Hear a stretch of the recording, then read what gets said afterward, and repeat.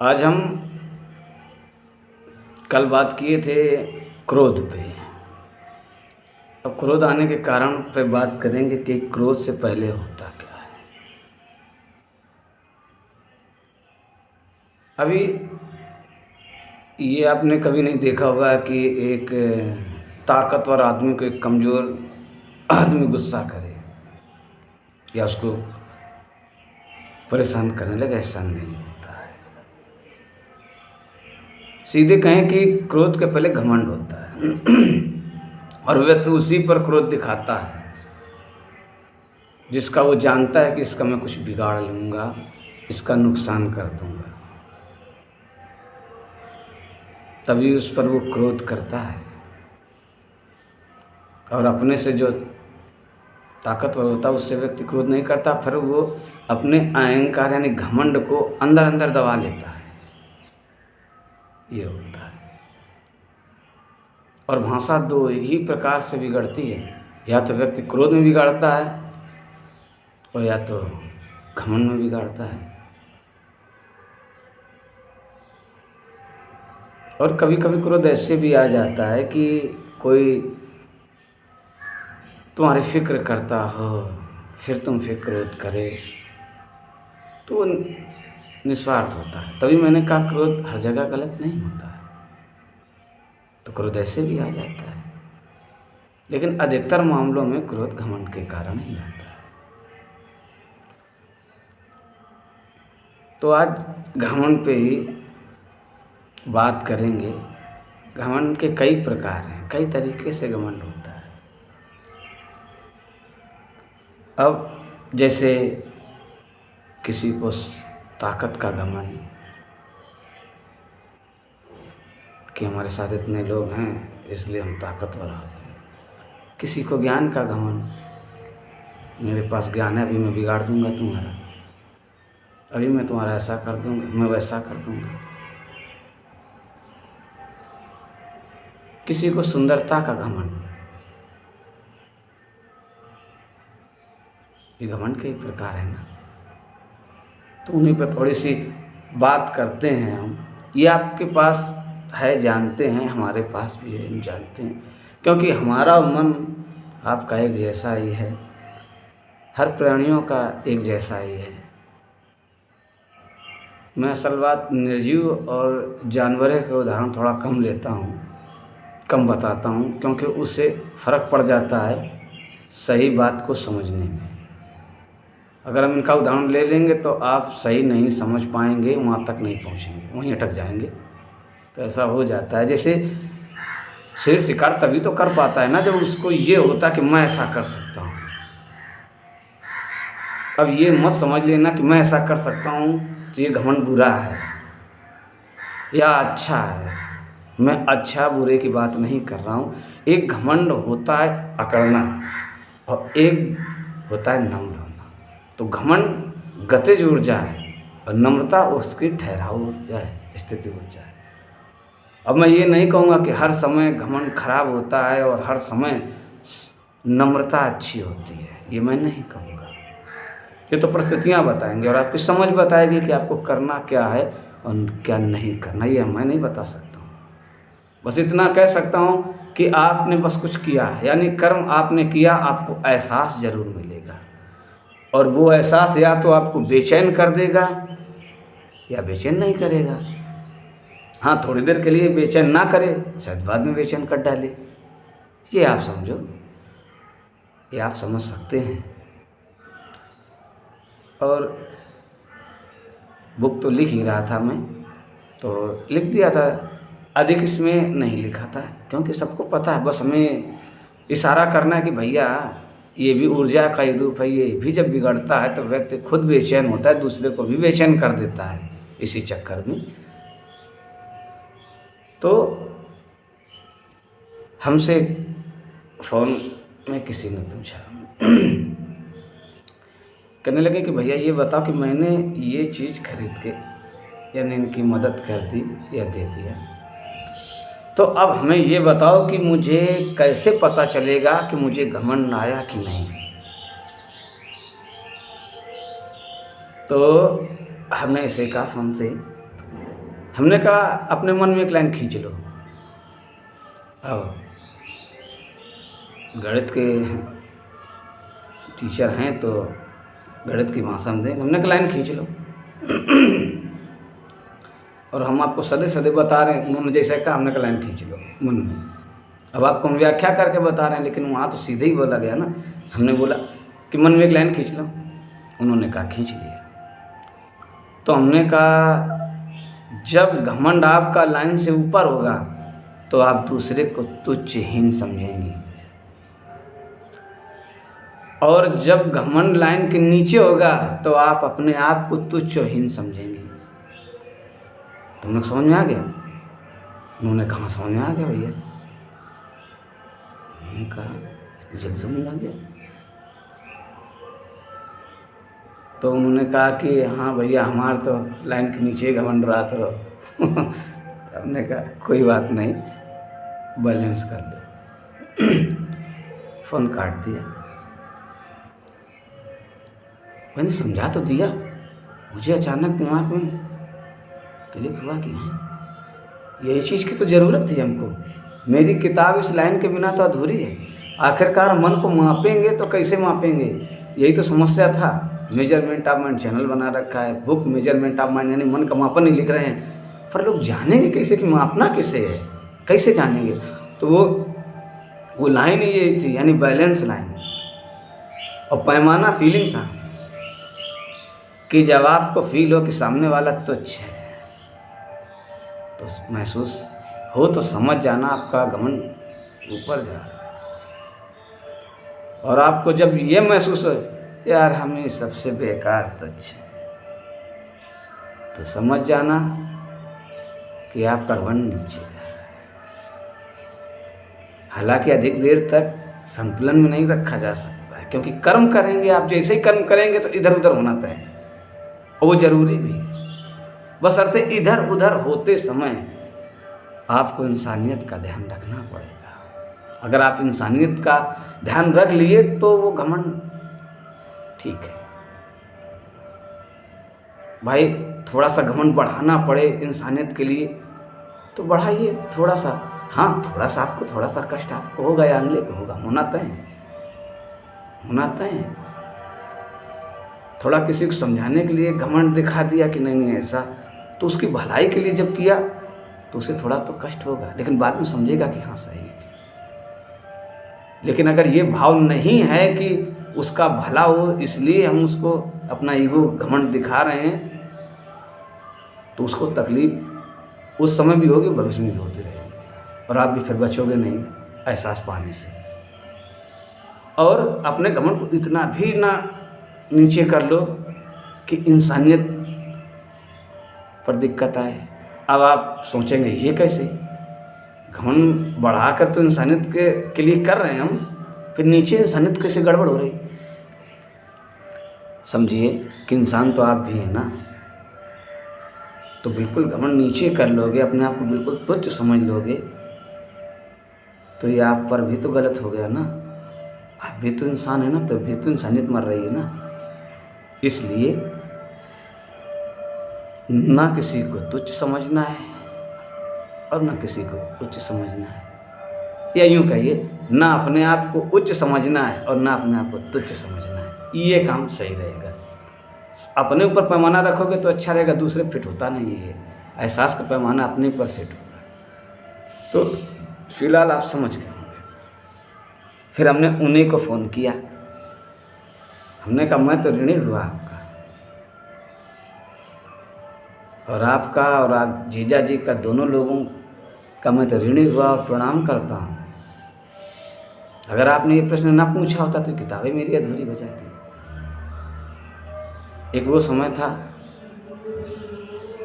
क्योंकि जो शिक्षा दिमाग में दी गई थी ना वही था ना, प्यार प्रेम में अंतर निकाला कहाँ? एमएससी में। प्रश्न किसने किया? एक लड़की ने किया था। ये सारी जो मैथ पढ़ा रहे हो इसका ज़िंदगी में उपयोग क्या है? अगले दिन हमने दोस्त से कह दिया, उन्होंने उनसे कहा, वो हमारे पीछे पड़ गए, हम ऐसे निकाल डाले। जब किताब लिख रहे थे तब ढूंढ रहे थे पैमाना कहाँ होना चाहिए, ये पैमाना कहाँ नहीं मिल रहा है।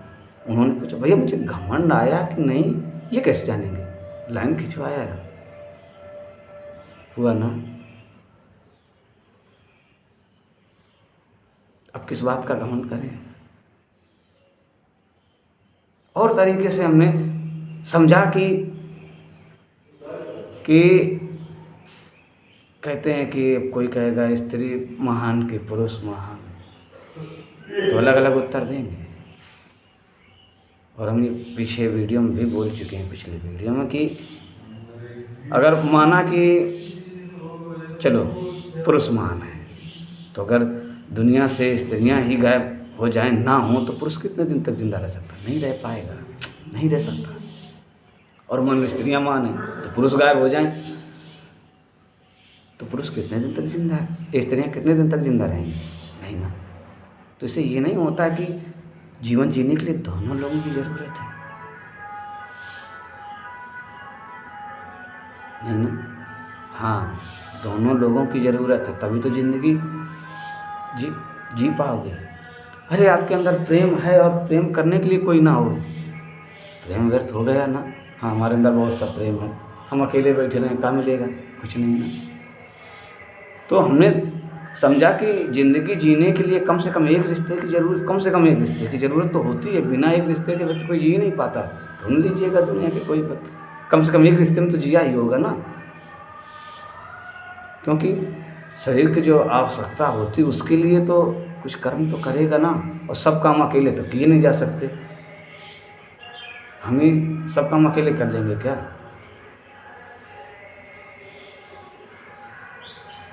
लेकिन चल क्या रहा है, रिश्तों में तो तनातनी चल रही है।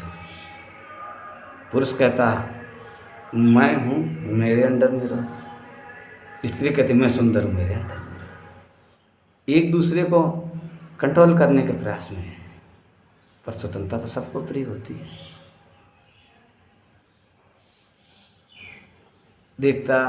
मैंने देखा है, तुरंत व्यक्ति झगड़ा कर देगा, मैं ये कर दूंगा, मैं वो कर दूंगा, तुरंत उसे गुस्सा आ जाता है घमंड के कारण।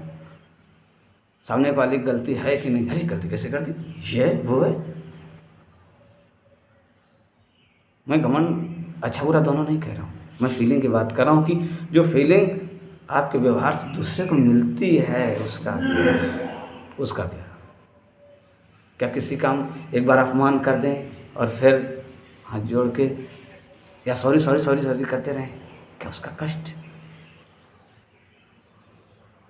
वापस आ जाएगा? नहीं आएगा, नहीं। तो कर्म करते हुए ऐसा होता है कि तो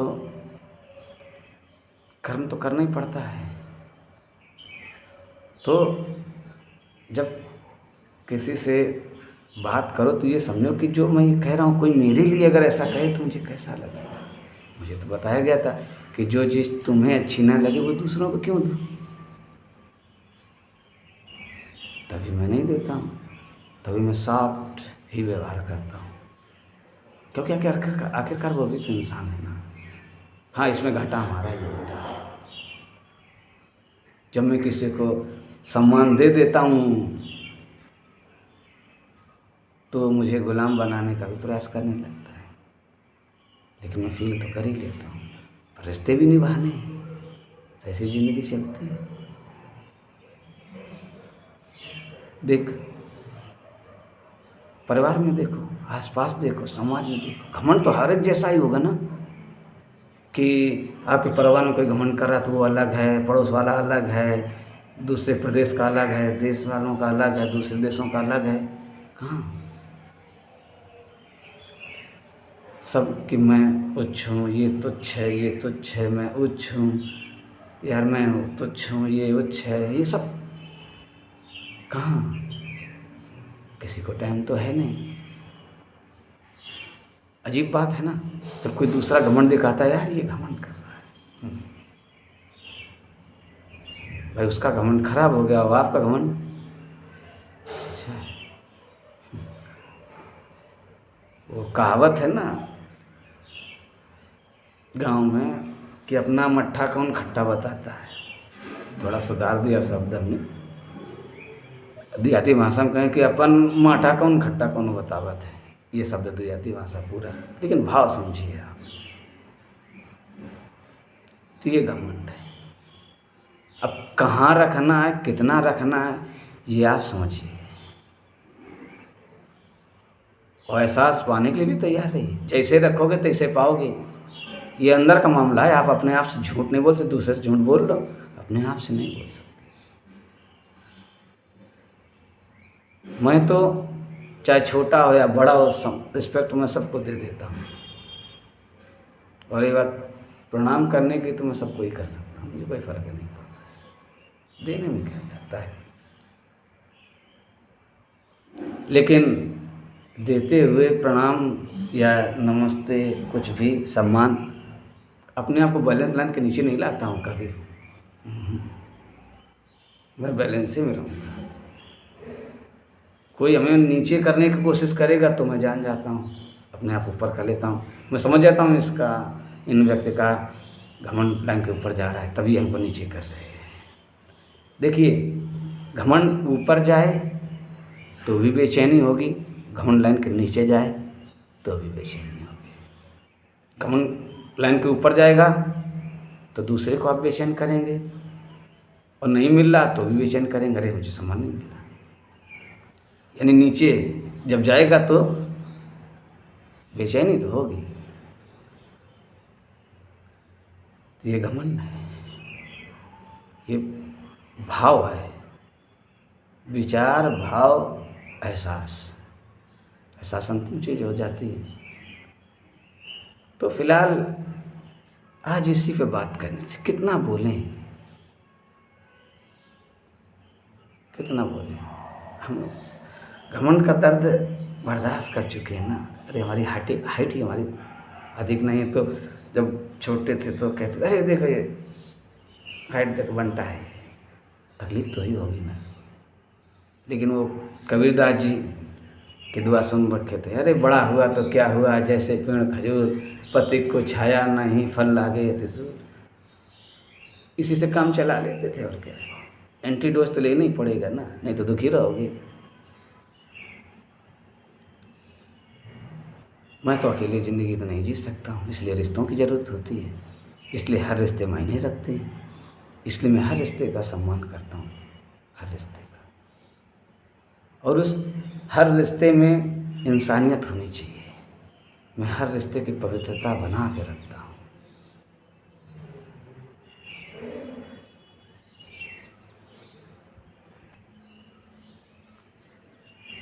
तो शुरू से ही मैं बुजुर्गों का सम्मान, बड़ों का सम्मान सब करता था।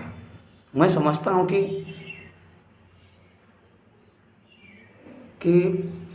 मैं इतना अच्छा नहीं हूँ कि मैं दूसरों को बुरा कह सकूँ,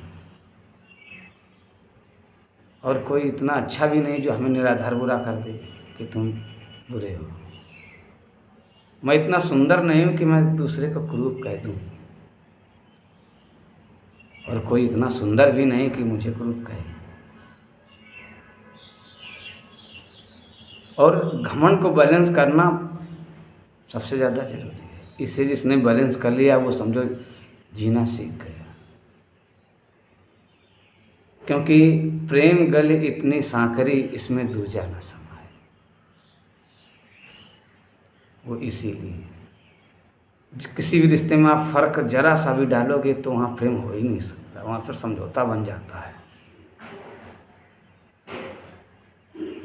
तो अब आप समझिएगा, घमंड में बोलने को तो मैं बोलता रहूं और उदाहरण देता रहूं, कितने उदाहरण दूं भाई। थोड़ा काम आप भी करिएगा, क्योंकि आपके पास भी मन है ना। आपने भी घमंड का स्वाद चखा होगा, या किसी ने तिरस्कृत किया होगा, या आपने किया होगा, चेक कर लीजिएगा थोड़ा सा। लेकिन जब आप संतुलन में होंगे और फिर व्यवहार करेंगे, ना तुच्छ ना उच्च, तो फिर देखिए, ना स्त्री ना पुरुष ना जानवर, फिर देखिए क्या आनंद आता है। ये आप ही के अंदर है, हमारे अंदर भी, आपके अंदर भी। लेकिन एहसास तभी होगा जब आप बैलेंस हो जाएंगे। अब जिन्होंने प्रश्न किया था उनके कारण देखो ये अच्छी सी बात निकल आई थी। तो अब आप समझिएगा, अब कितना बड़ा वीडियो कर दें बोलते बोलते, कुछ बात, अब ये बातें तो किसी को बोरियत लगेंगी, किसी को अच्छी लगेंगी, तो ये भी बैलेंस का ही खेल होगा। देखो कहाँ होगा आपका। अगर बातें अच्छी लग रही यानी आप बैलेंस में हैं, बातें बुरी लग रही यानी बैलेंस में नहीं, तो आप समझ सकते हैं। और बैलेंस करना पड़ेगा, बैलेंस होगा फिर बिगड़ेगा, फिर बैलेंस होगा फिर बिगड़ेगा, यही चलता रहता, पूरी ज़िंदगी भर यही चलता रहता है और एहसास हमें मिलता रहता है। हर प्राणी बैलेंस बनाने का प्रयास करता है, क्योंकि बैलेंस ही सुकून है, यही मोक्ष है, यही प्रेम है, यही स्वतंत्रता है, ये सब बैलेंस है। तो अब थोड़ा सा सुंदरता पे गाना गा लें, थोड़ा सा इच्छा हुई, क्योंकि संगीत से मन बैलेंस हो जाता है। इसीलिए जब हमने सोचा कि हम ओवर थिंकर हैं, हम बचे तो बचे कैसे, तब याद आया, अरे भैया गाना गाते आए हो, नहीं डिप्रेशन में चले गए होते तुम भी। तो गाना है, गोरे रंग पे न इतना गुमान कर, गोरा रंग 2 दिन में ढल जाएगा। तो वही है कि लोग कहते हैं कि अरे भाई गोरे रंग पर वो ना करो, ये सुंदरता चली जाती है, लेकिन घमंड फिर भी करेंगे। नहीं, मैं सुंदर हूँ। मैंने देखा है समाज में किसी को कहते हैं आप बहुत सुंदर, बस अब वो जो बेचारे कम सुंदर होंगे कलर में उसको, और ये भी बात होता रहता है ना, इतिहास में भी देखो, कारे गोरे गोरे का भेद, ये अहंकार का तो खेल है ना। और अब एक गाना, मत कर इतना गुरूर सूरत पे ऐ हसीना, तेरी सूरत पे नहीं हम तो तेरी सादगी पे मरते हैं। ये तो, और हम अब जब सादगी की बात आ गई है, तो जो बैलेंस होता है सबसे अच्छी सादगी वही होती है। तो अब हम कभी कभी डायलॉग भी मार देते हैं, जब मार कह चुके हैं कि, तो हमने कहा कि मुझे सजने संवरने की ज़रूरत नहीं है, मुझे सजने संवरने की ज़रूरत नहीं है, किसी को इम्प्रेस करने के लिए मेरी सादगी ही काफ़ी है। तो सादगी वो बैलेंस ही है जो संतुलन होता है। तो ये हुआ घमंड पे, और आप समझ लीजिएगा, आप समझ सकते हैं, इससे ज़्यादा हम क्या बताएं। बातें फिर करते रहें वही बोरियत बातें, वही फिर फालतू की बातें होने लगेंगी। समझदार के लिए इशारा काफ़ी है, उसके पीछे कहते हैं भैंस के लिए चारा ही काफ़ी है। हम भी थोड़ा बहुत कहावतें बना लेते हैं, क्योंकि हमारे गुरुजी ने कहा दिलीप कुमार तुम कहावतें बना लेते हो, क्योंकि मैंने कहा था इंटरव्यू, उन्होंने गई बिल्ली पानी में, तो थोड़ा इधर उधर कर ही देते हैं। ठीक है, ख्याल रखिएगा, पढ़ाई पर भी ध्यान रखिए, कर्म पर भी ध्यान रखिए, और कर्म सोच समझ के करिए, क्योंकि एहसास आपको मिलना तय है, बच नहीं सकते हैं, कोई नहीं बच सकता। कहने कुछ को कि बच गए, ना ना ना, ठीक है।